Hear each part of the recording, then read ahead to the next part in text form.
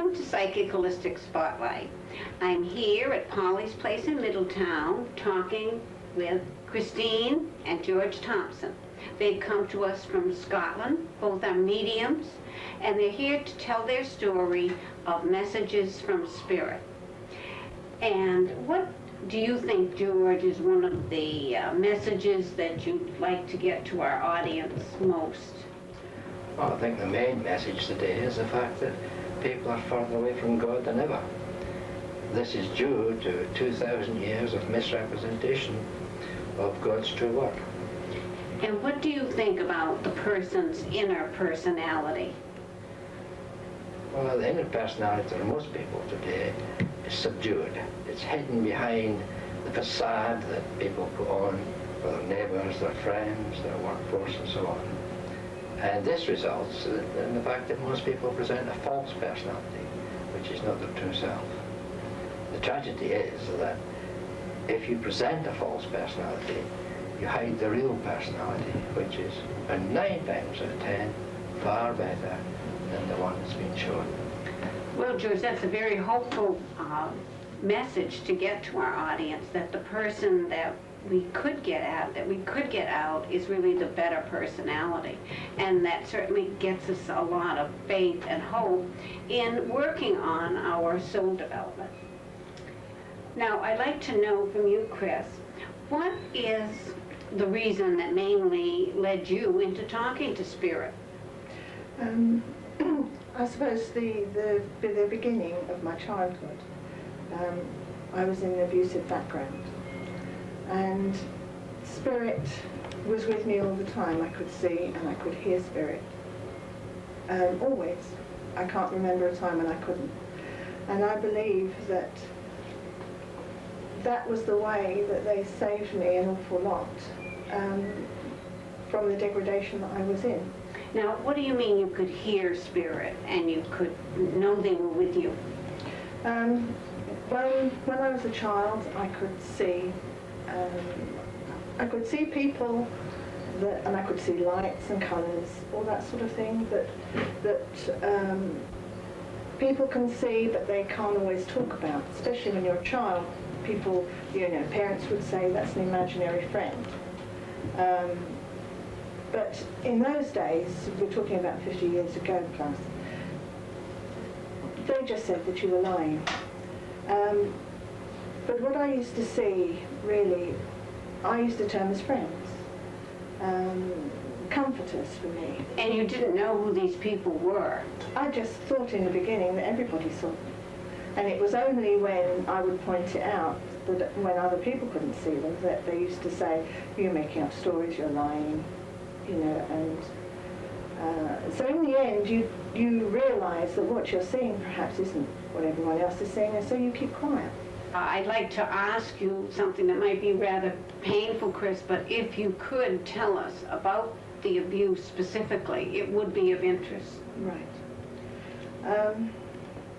Simply from the age of 2 to 17, when I left my parental home, I was abused by certain members of my family. Simply it was rape, I was beaten, and I was sold. And this went on as a daily practice. So I lived in fear all my life. As a child, I lived in fear. You didn't make eye contact. You kept as quiet as possible. You kept out of the way.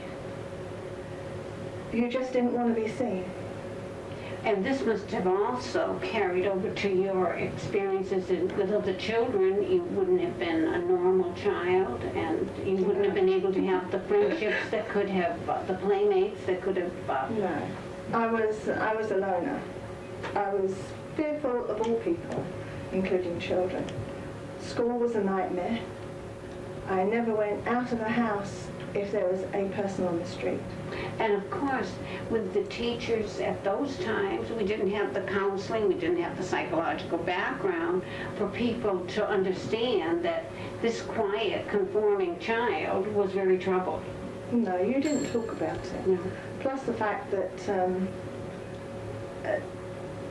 you grew up knowing, in a way, that everything that happened within that home had to be secret. And You you- never told anybody. You were probably an extra good girl in school, which would have covered that anything could be wrong, unless That's true. we knew what we know today, Yeah. that we always watched the overconforming child. Yes, I just disappeared into a corner. I wouldn't say a word. I mean, if the teacher said, don't speak, I never spoke for the whole Right. term. So for you would, that was for her, that was fine, but that Yeah. was hiding, again, that was That's pushing right. down inside you, the Yeah. pain. And I certainly think that is horrific to listen to. And I feel that you were comforted then, and I'd like to hear more of how the spirits comforted you, Chris. Well, I always believed in God, even though I was a child and I didn't understand. I just knew that there was somebody there. And at the really bad times, when I knew something was going to happen, you could feel it in the air. You could see it in body language from other people. What would happen is suddenly, it would be like a veil coming over, and I would hear this noise, which I can only describe as a hum. It wasn't music, it was a tone, it was a vibration, I suppose. And that noise would enable me to to take that pitch, and that hum would then be in me. And as it got louder and louder, it was as though my body was where it was in the home or wherever I was, but my mind was away. And I knew what was happening, and I could still see what was happening. But it was as though my mind had been taken away in order to keep the suffering down as much as possible. And it's almost as if your soul was in another place, your heart and your soul, Oh, yes. so that you were, in a certain sense, retaining an innocence of not Yes. being touched, even though you were constantly in an abusive situation. Yes, that's right. Yes, it saved me.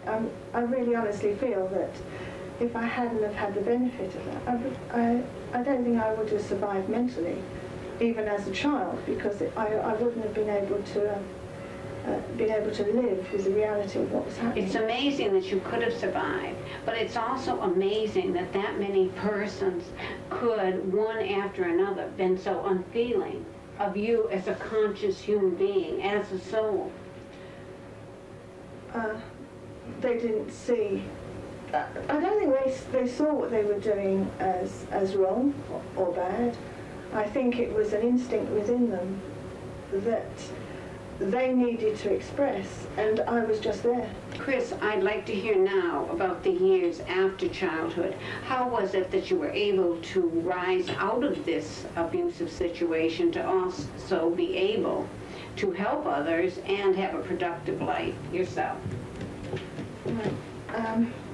I don't think I could say my life was productive, really, until I suppose I started to move away from it round about in my early 30s. I left my parental home when I was 17. And the way I did that, in fact, was I got married to a person who had no emotions at all. He was the first man that actually I wasn't scared of. And although I loved him in my own way, he was also the escape for me. And you probably weren't capable of a real love because of your own blunted emotional life. Yes, because love was shown to you in childhood by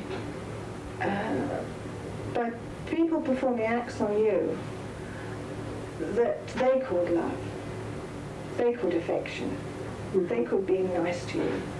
But you know inside that's not so. It was a selfish love. It was love for themselves. Yes, it was a desire of their basic instincts. Right. But I moved out of the home when I was 17. And really, it was only weeks after I moved out of my parental home that the major dysfunction, psychologically and emotionally, came upon me. And I think it must have been 12 weeks after I left my home, I had my first nervous breakdown. Because we almost know that you would have to break down at some point. Yes, Your whole it didn't take nervous very long. system had been gearing itself to take it for so long that at some point you had to. Yes, it acted, I think, as a kind of release moving out of the home. Oh, yes. But you see, by then, relationships were just zilch. I couldn't go out of the house. So my life, although I was trapped in the parental home, I was now trapped whilst I was outside. And things were getting worse, that I couldn't talk to people. I was so depressed, I wanted to die. I couldn't see the light at the end of the tunnel anywhere. And of course, you had no coping strengths, No. and you had no friends. No. And as George has pointed out about the potency of fear. The only thing that gave me love and made me feel as though I was part of the world was when I was with animals. So after leaving my parental home, the only thing I wanted to do was to work with animals, which I did. And I got an affinity with animals, so I spent as much of my time as I could, to the point where I could understand what they say. I could understand everything about them, and they could understand me. It's almost like you were silent so long that you had to develop your telepathic qualities, your psychic abilities. I felt that I was mostly, inside I felt that I was mostly animal rather than human. Well, you had been treated very much like an animal. You were not under the control of having anything that you wanted done to you. It makes us realize that the animal has a kind master or a cruel master. Chris, what I'd like to know was this just a single nervous breakdown and then you're all better? And, I wish. okay, not that simple. I was afraid of that. No, that was the start of, I would say, probably about 18 years of breaking down, I would say, severely once a year, being admitted as an inpatient in hospital, having them try out every conceivable treatment, such as electric shock treatment, aversive therapy, desensitization, all manner of things. At the same time, they put me on so many drugs to calm me down, put me to sleep, wake me up, simply because I was such a mess. So what they were trying to do was treat the physical, That's right. which is what we know now, that the spirit is involved with disease, and especially a sickness of that magnitude. And I think that they're not looking then at the cause. Everybody skirts over it. You know, you see your psychiatrist or your psychologist, and it's, well, we can do this, we can do another physical treatment for you. And it's kind of temporary to get you through the day. But yes, the fact is it doesn't get you through at all. And I suppose you kept up with your family because they were the persons that you knew. And so you still maybe kept trying to make up a relationship with even the ones that had abused you? Yes, you do, because they're the only family you have. And even though treatment was bad as a child, you still want them to love you. You still want people to love you. And that is an instinct within the child, and it grows up with the adult also. You keep returning to the persons to build the relationship you never had. Yes, you still do the caring of your parents. You still are the child that wants to be recognized as someone valuable, when really they made you feel worthless and useless and really just a piece of meat. just like an animal. Did you ever break with your family? No, I didn't. No. No. And why didn't you break?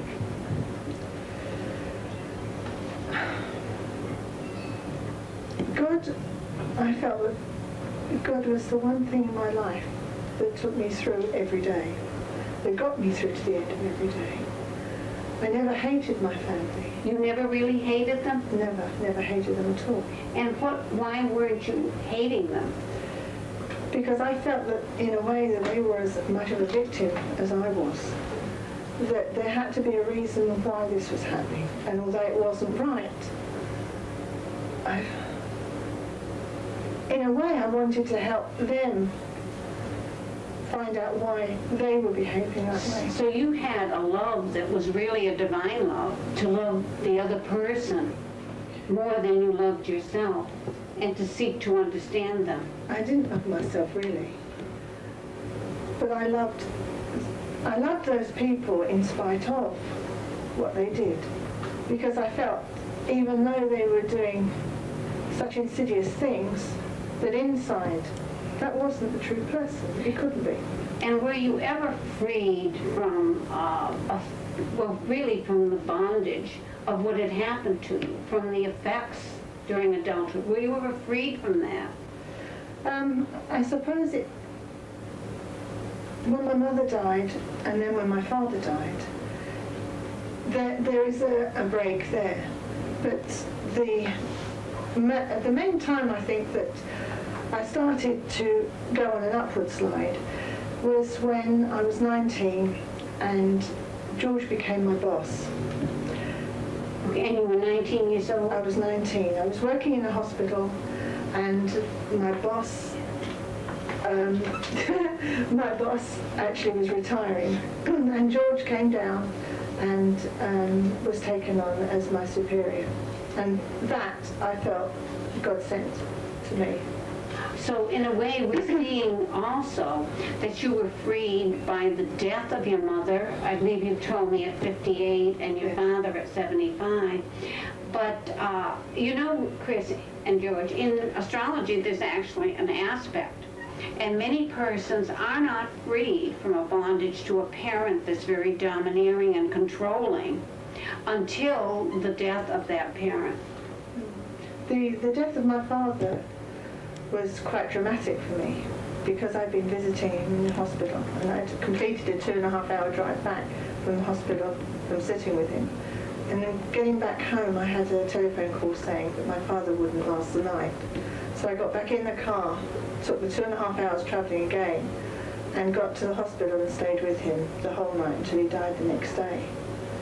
And it was that time during the night when my father was mostly unconscious, but he came to at one point and he looked straight at me and he said, "Chris, I love you."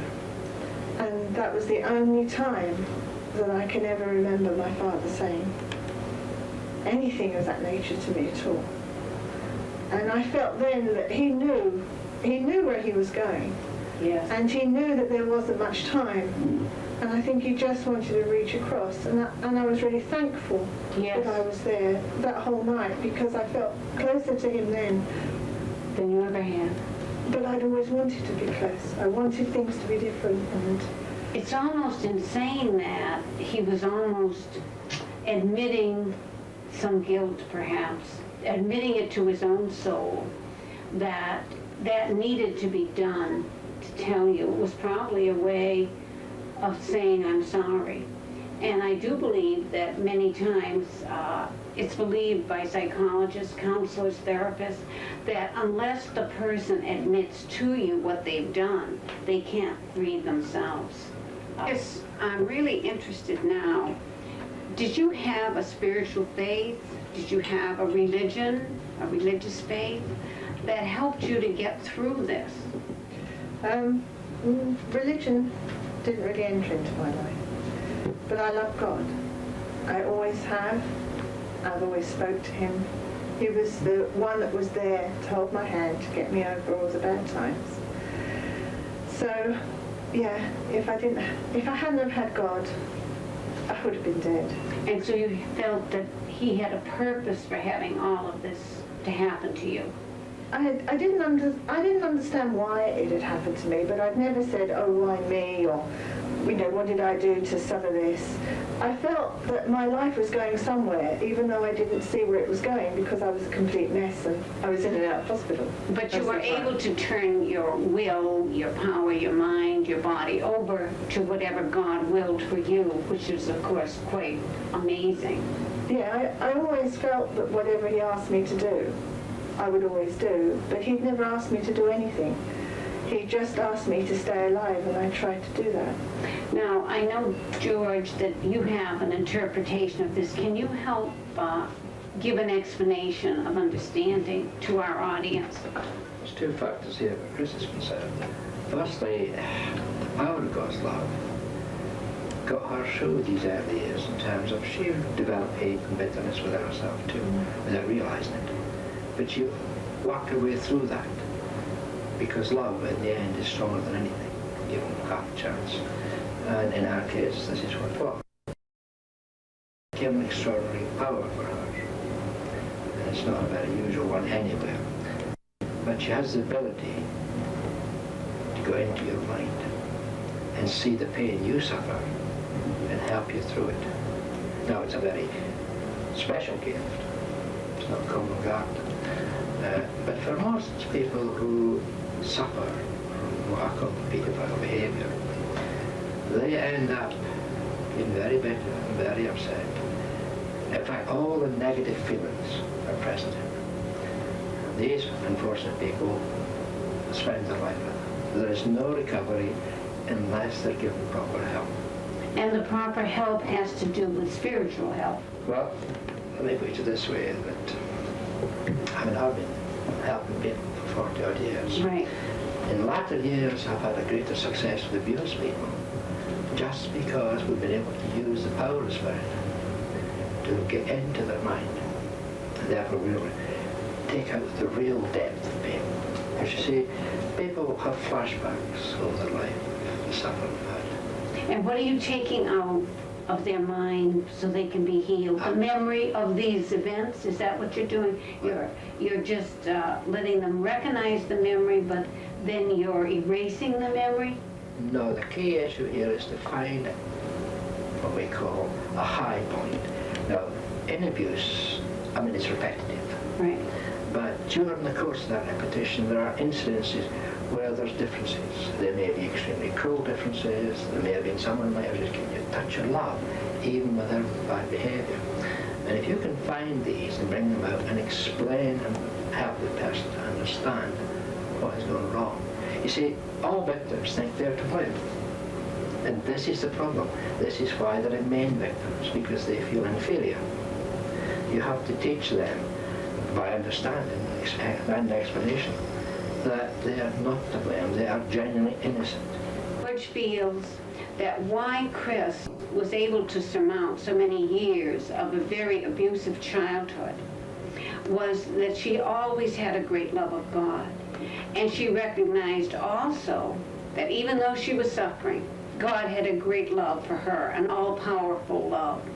And as George has pointed out, love is the most powerful emotion of any. How she was able to take this experience and then use it in her own work with abusive people is quite remarkable. That will be a subject for a future show with George and Chris. Chris was able, through her silent communication with animals, to be able then to learn how to impenetrate persons' minds with a deep understanding and read their pain and see their sorrow, and because of that, actually help them.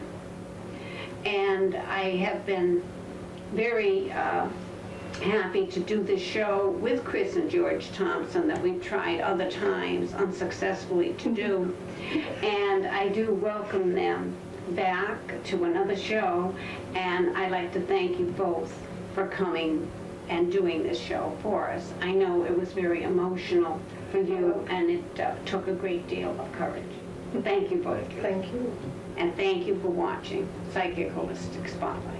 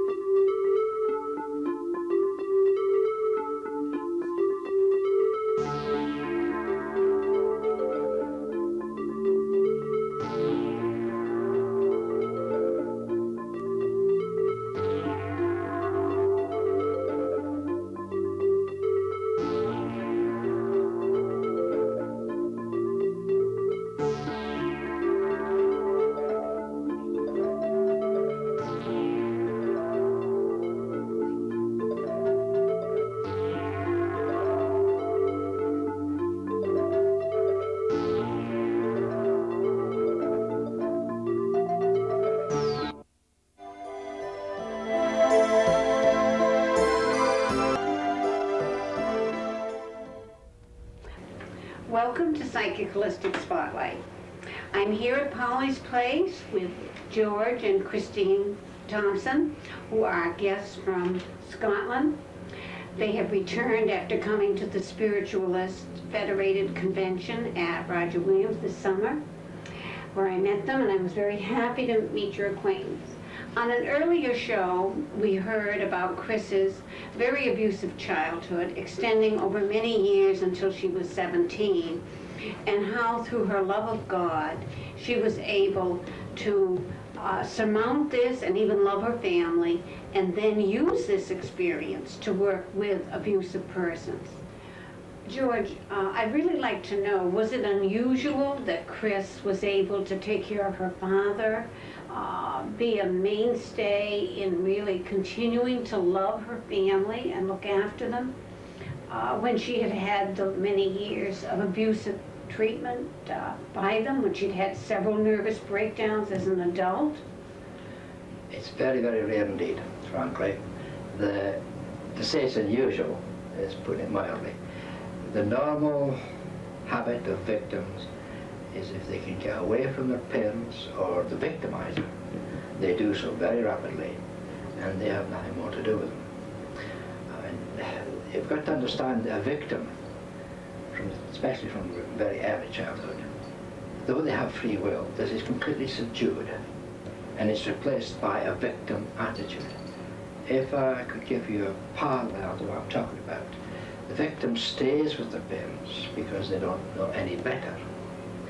But if you go, for instance, during the war years, terrible camps, the prison camps, where the Jewish population were exterminated, these people knew they were going to be exterminated, and they walked into the ovens.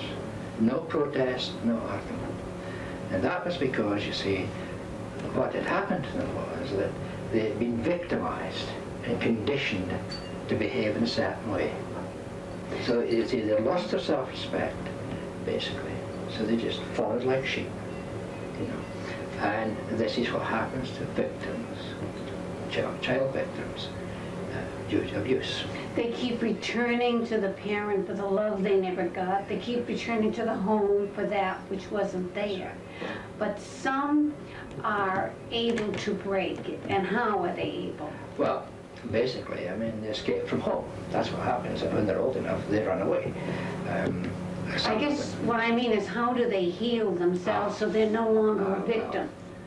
They don't heal themselves, unfortunately, unless they get treatment. Well, that's what I mean. What's the treatment? What's the way to go? Well, the real treatment that's required for victims, abuse victims, is that they have to remove, or to get into their head, shall we put it, and remove from them the attitudes built up which made them victims. It's not so much the fact that they were raped and everything, because that's a repetitive thing, but you've got to explain that to them so that they know that they are innocent victims.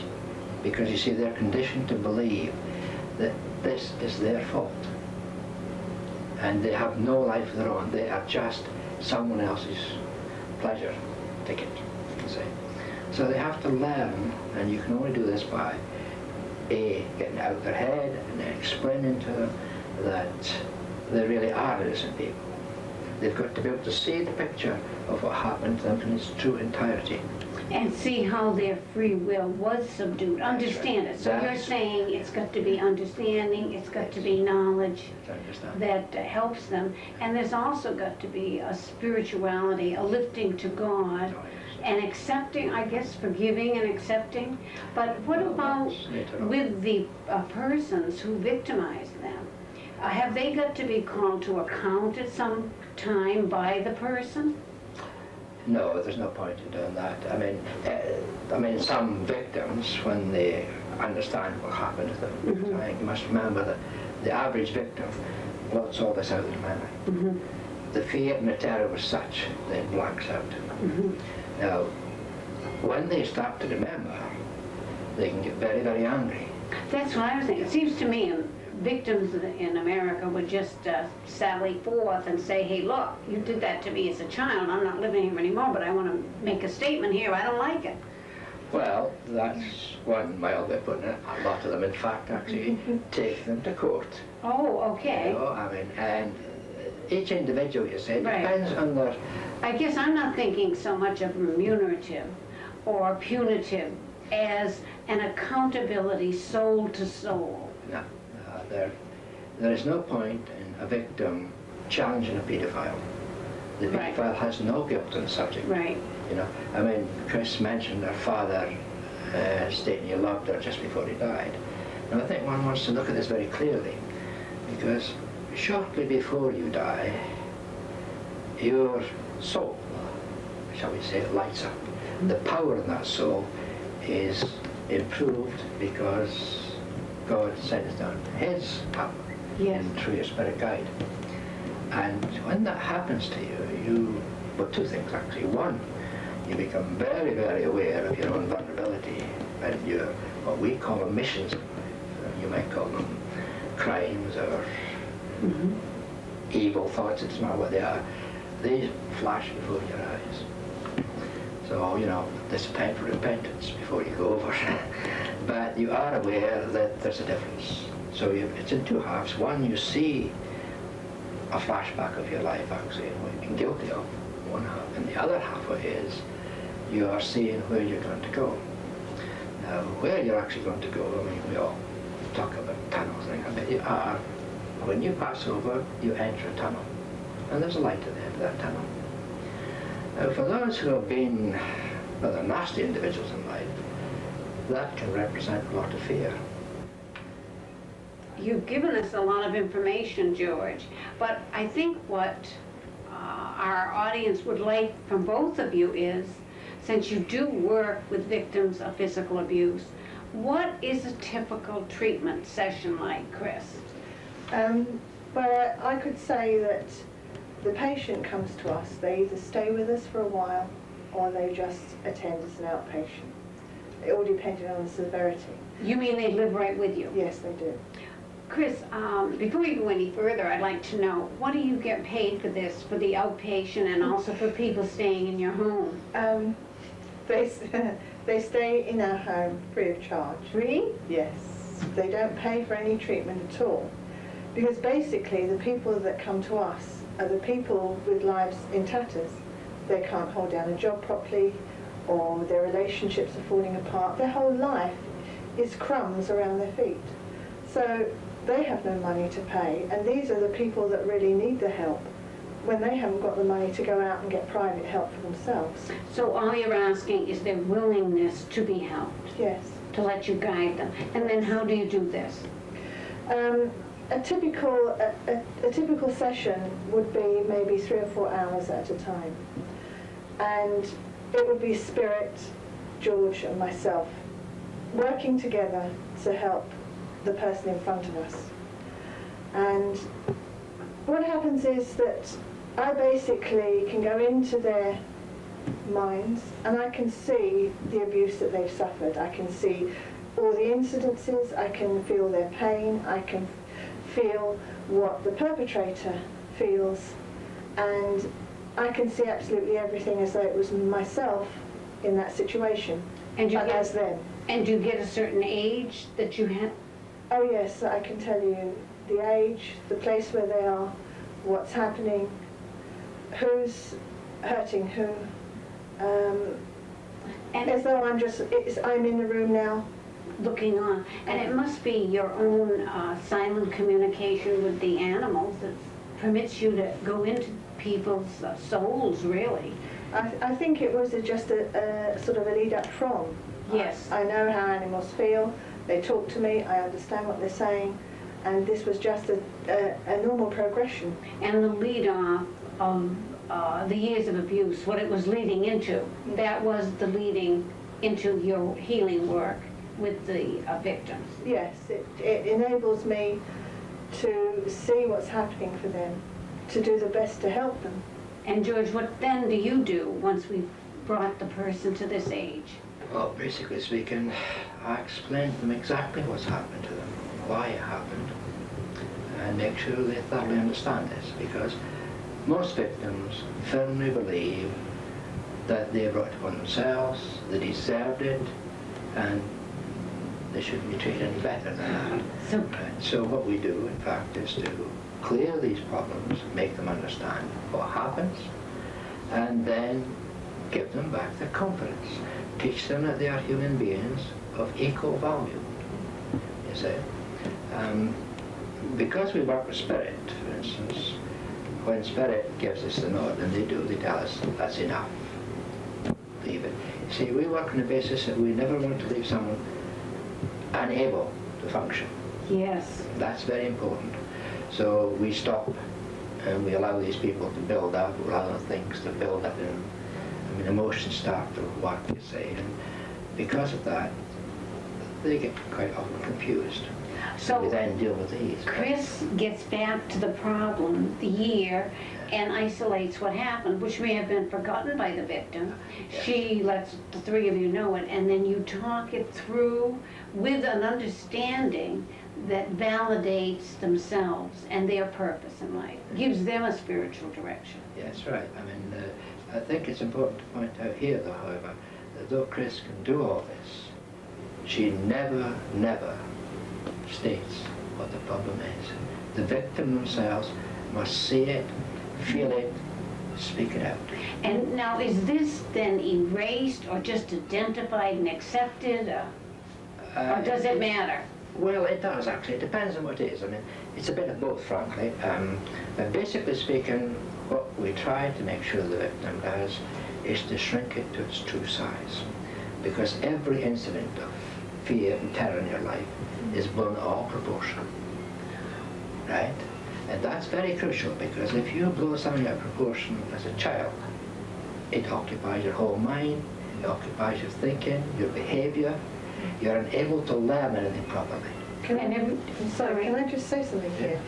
That this is not saying that the incident which that person has suffered as a child, if it be one incident or a dozen of rape and pain and terror and suffering and degradation, is a small, is a minority, Right. is a small incident of fear. We're not saying that at all. That fear is tremendous. But you're saying that the fear, when it's remembered or when it's just kind of in the unconscious mind, that fear expands and has power over the person. And what you want to get rid of is the power of something that happened long ago, That's right. making today miserable. It already made that time miserable. Yeah. You see, if you look at it realistically, a victim, we'll say up to 16-year-old, has been victimized, raped, or whatever it may have been, and then they're out in life. Now, they're no longer being terrorized by it in a physical sense. Mm-hmm. So it's all in the mind. Right. And that is a lot more painful, because you can recover from physical Right. damage, but Yeah. mental damage is a different matter. And that's what you work with the spirit. Yes. I'd like to turn now to Chris and find out if there was a way that she was able to help heal herself. Yes, there was a dramatic point in my life when I came from the downward surge I'd already been in for so many years into a slightly more upward mode. The first was simply that George came into my life and he kept me on the straight and narrow as far as he could. But the second very dramatic incident in my life was when I was in my early 30s and I was showing breeding and working dogs. Some of my dogs suddenly got very sick, and I had spent hundreds of pounds at the vet having lots of tests, and they are not finding anything except that my dogs were getting worse and were dying. This was dramatic for anybody, but for me, they were the love of my life. They were my family. They were the ones that loved me, and I loved them. And to see them dying and I not being able to do a thing made me feel really that I just didn't want to live either. I'd like to turn now to Chris and find out if there was a way that she was able to help heal herself. Yes, there was a dramatic point in my life when I came from the downward surge I'd already been in for so many years into a slightly more upward mode. The first was simply that George came into my life and he kept me on the straight and narrow as far as he could. But the second very dramatic incident in my life was when I was in my early 30s and I was showing breeding and working dogs, some of my dogs suddenly got very sick, and I had spent hundreds of pounds at the vet having lots of tests, and they are not finding anything except that my dogs were getting worse and were dying. This was dramatic for anybody, but for me, they were the love of my life. They were my family. They were the ones that loved me, and I loved them. And to see them dying and I not being able to do a thing made me feel really that I just didn't want to live either. And I went through every possible thing that you could go through, and not getting any further, accepting that one dog after another would display the symptoms that would finally lead to their death. One day, after a short time in between the death of my last dog and the ongoing symptoms of showing in another, I was so desperate that I remember feeling that if I lose another dog, I just don't want to go on living, whatever. This particular day was about the lowest day of my life. What was happening to my dogs was far worse for me than whatever happened to myself as a child. And this particular day, I just felt that there was no other way, and I didn't know which way to turn. And just in one moment, I can remember just sinking down to my knees and just crying, really.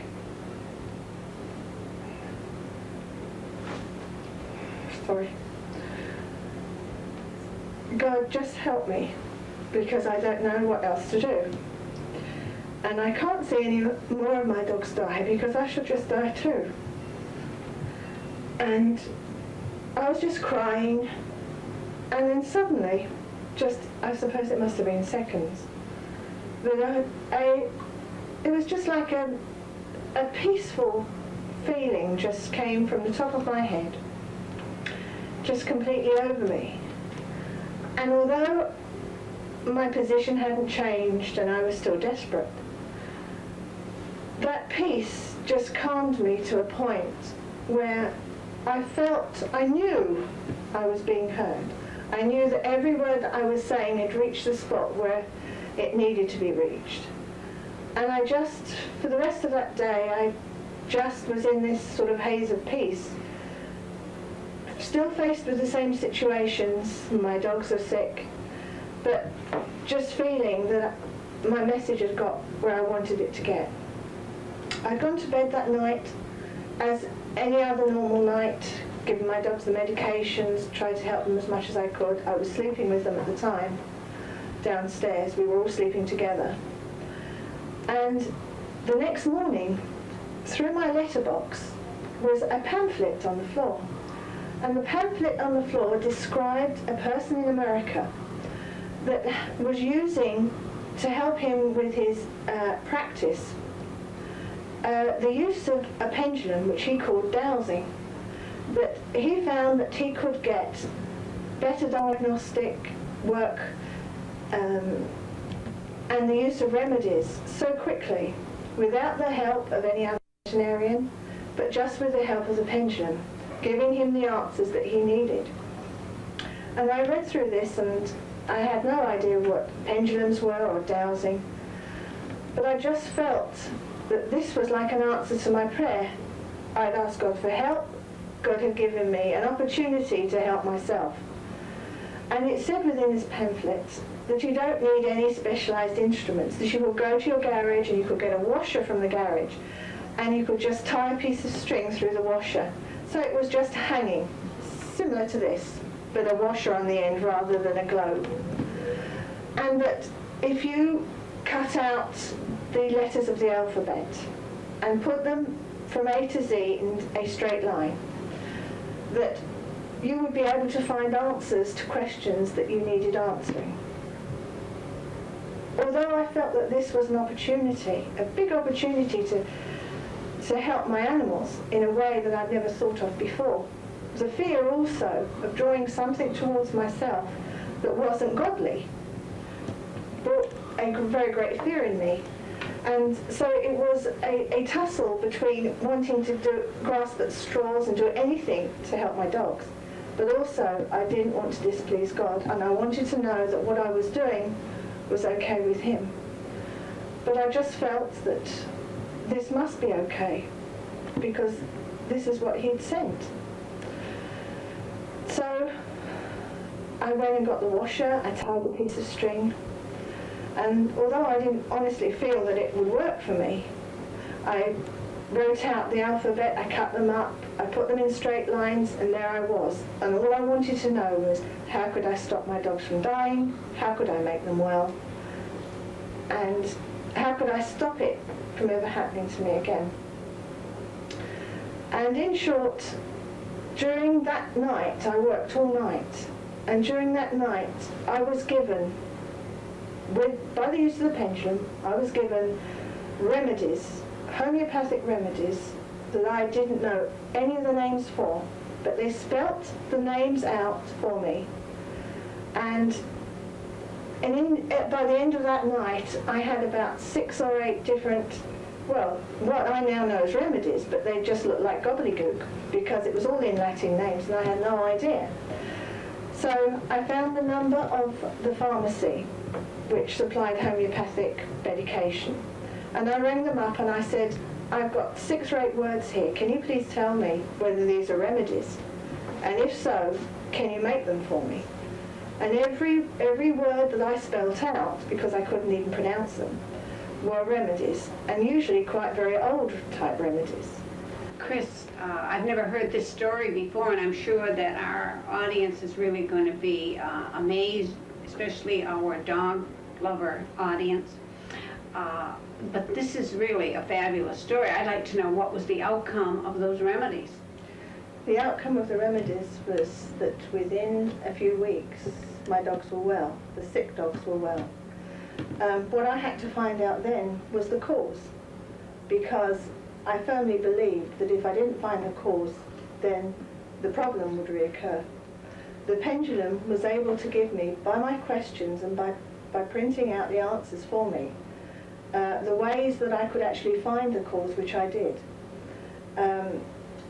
And that was slightly more complicated, because in the end, it was what we call ley lines. Magnetic forces underneath the surface of the ground that mixed water with electricity. And where they were situated on my property was that they were underneath the ground where my dogs were actually playing, sleeping and lying.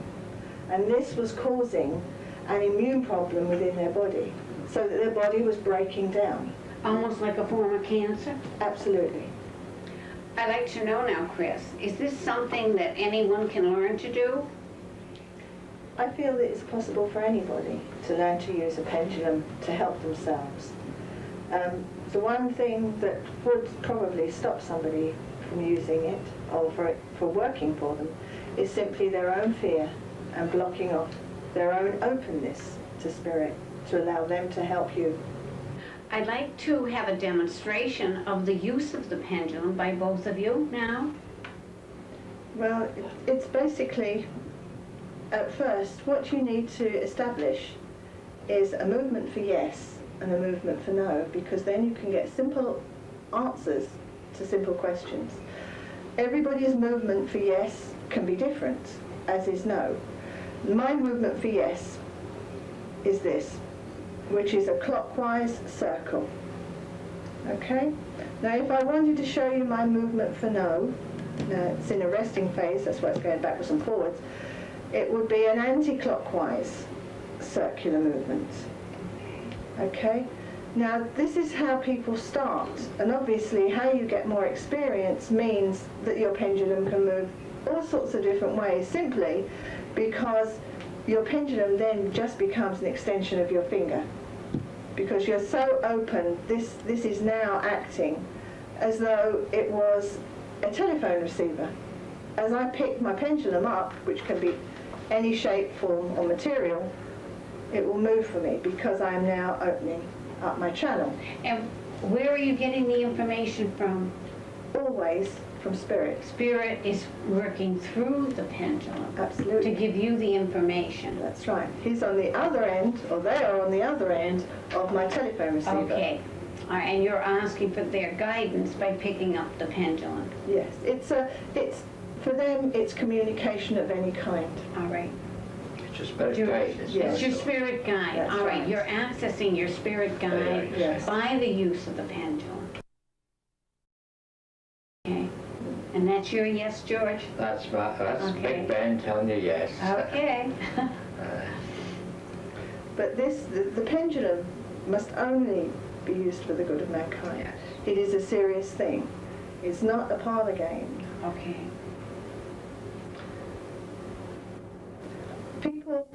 People can use it for all sorts of different reasons.